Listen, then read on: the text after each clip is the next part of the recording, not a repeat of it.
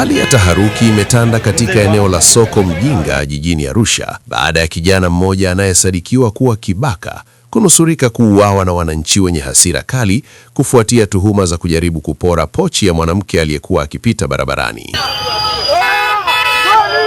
Kwa mujibu wa mashuhuda wa tukio hilo, vibaka wawili waliokuwa wakitumia pikipiki isiyo na namba za usajili walimvamia binti huyo na kujaribu kumpora pochi yake. Hata hivyo, mwanamke huyo aling'ang'ania pochi yake, hali iliyosababisha mvutano mkali kati yake na watuhumiwa hao. Katika harakati hizo, vibaka hao waliteleza wakiwa juu ya pikipiki yao na kuanguka chini, jambo lililowapa nafasi wananchi waliokuwa karibu kuanza kuwafukuza. Inadaiwa mmoja wa watuhumiwa alikamatwa na kuanza kushambuliwa na umati wa watu waliokuwa na hasira. Jeshi la polisi lilifika eneo la tukio kwa wakati na kufanikiwa kumwokoa kijana huyo kabla hajadhuriwa vibaya zaidi. Aidha, wananchi walichoma moto pikipiki iliyokuwa ikitumiwa na watuhumiwa hao.